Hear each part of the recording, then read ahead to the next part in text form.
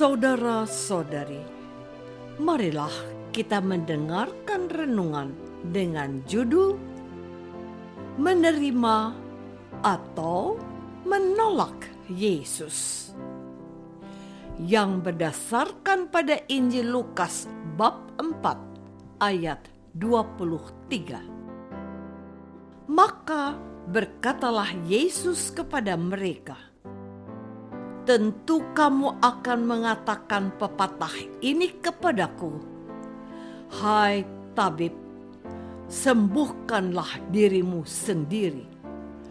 Perbuatlah di sini juga, di tempat asalmu ini, segala yang kami dengar yang telah terjadi di Kapernaum.' Dalam nama Bapa dan Putra dan Roh Kudus. Amin. Saudara-saudari terkasih dalam nama Tuhan Yesus Kristus. Bacaan dari Injil Lukas pada hari ini memuat dua bagian penting. Bagian pertama berisi tentang tujuan Tuhan Yesus datang ke dunia. Yesus menjelaskan bahwa Dia datang ke dunia untuk menyampaikan kabar baik kepada orang-orang miskin dan memberitakan pembebasan kepada orang-orang tawanan. Selain itu, Tuhan Yesus juga datang ke dunia dengan tujuan untuk memberikan penglihatan bagi orang-orang buta, membebaskan orang-orang yang tertindas, dan memberitakan tahun rahmat Tuhan telah datang. Dengan menyampaikan tujuan kedatangannya ke dunia, Tuhan Yesus mengharapkan supaya semua orang, termasuk orang-orang yang sekampung dengan Yesus, mengetahui siapa Yesus yang sesungguhnya. Yesus berharap manusia mau membuka hatinya untuk melihat Allah yang hadir dalam diri Yesus. Sebab hanya orang-orang yang membuka hatinya mampu melihat bahwa Yesus bukan manusia biasa. Yesus adalah Putra Allah, Juru Selamat. Sedangkan orang yang menutup hatinya hanya melihat Yesus sebagai manusia. Saudara-saudari terkasih, bagian kedua dari bacaan Injil Lukas pada hari ini adalah tentang orang-orang Nazaret yang menolak kehadiran Tuhan Yesus. Orang-orang Nazaret yang sekampung dengan Yesus tidak mampu melihat kehadiran maupun karya Allah yang sungguh-sungguh luar biasa yang telah dikerjakan oleh Tuhan Yesus. Mereka hanya melihat Yesus sebagai manusia biasa, anak tukang kayu dari keluarga miskin. Hal inilah yang menyebabkan orang-orang Nazaret menolak Yesus. Dan dengan menolak Yesus, mereka tetap menjadi buta. Dalam keadaan buta, mereka tidak memperoleh kedamaian hati.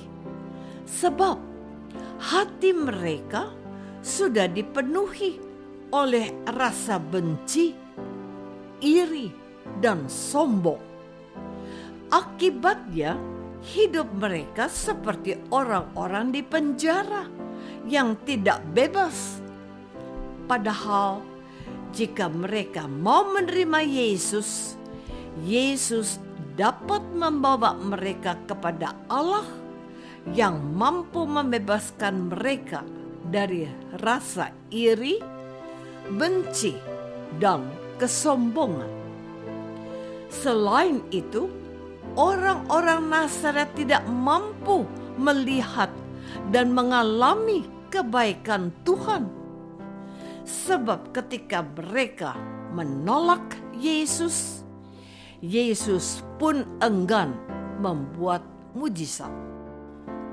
Saudara-saudari terkasih, kita juga mungkin saja termasuk orang-orang buta yang memerlukan rahmat Tuhan, supaya kita dapat melihat dan menerima Yesus sebagai juru selamat.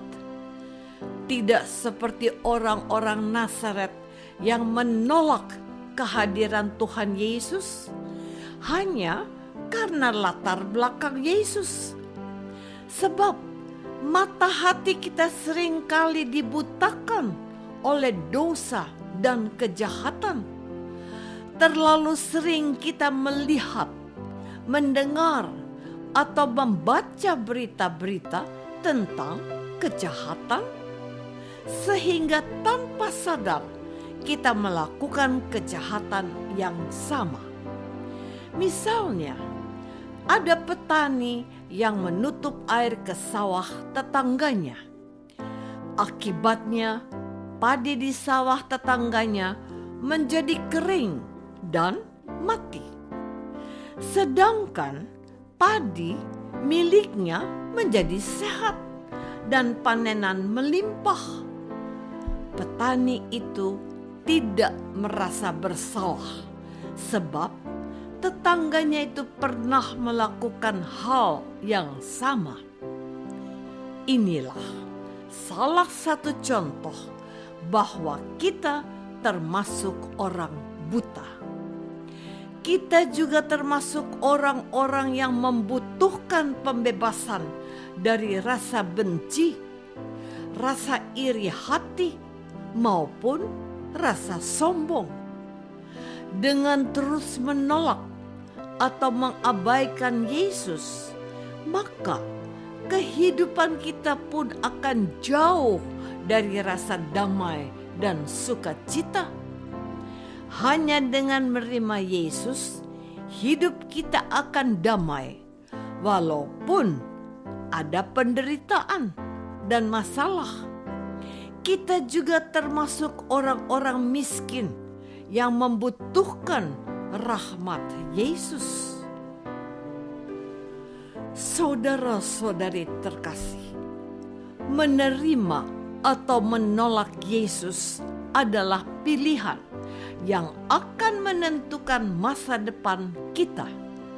Dan kita orang Katolik bebas memilih. Apakah kita mau mengambil sikap menerima Yesus yang membawa keselamatan, atau kita menolak Yesus sehingga kita tidak mau bertobat? Bertobat adalah jalan bagi kita untuk mengalami kasih dan kebaikan Tuhan. Sabar dengan menerima Yesus, kita meninggalkan dosa kita. Dengan meninggalkan dosa-dosa kita, maka kita akan mengalami kehidupan yang damai. Kita juga bisa menolak Yesus saat kita tidak mau memaafkan sesama. Sebab dengan memaafkan sesama, kita membersihkan tubuh dan jiwa kita dari rasa benci dan dendam. Sebaliknya, dengan menerima Yesus, kita bisa hidup rukun dan bersaudara dengan sesama kita. Kita juga bisa menolak Yesus saat kita tidak mendengarkan khotbah dari pastor. Sebab khotbah dari pastor menjadi kesempatan bagi kita untuk melihat kekurangan dan kelemahan kita. Sebaliknya, dengan menerima Yesus, kita bisa memperbaiki diri kita untuk menjadi lebih baik dari sebelumnya. Apakah kita menerima Tuhan Yesus yang akan mengubah hidup kita, atau menolak Yesus karena menganggap diri kita baik dan hebat? Marilah kita berdoa. Tuhan Yesus Kristus, Engkau datang untuk membawa kabar baik, memberi penglihatan bagi orang buta, dan memberitakan tahun rahmat Tuhan telah datang. Tuhan, bukalah mata hati kami, agar kami mampu melihat Engkau yang hadir dalam diri sesama, yang membawa kami menuju keselamatan. Doa ini kami persembahkan dalam nama Yesus, Tuhan dan pengantara kami. Amin. Semoga kita semua selalu menaungi dan dibimbing oleh berkat Allah yang Maha Kuasa. Dalam nama Bapa dan Putra dan Roh Kudus. Amin.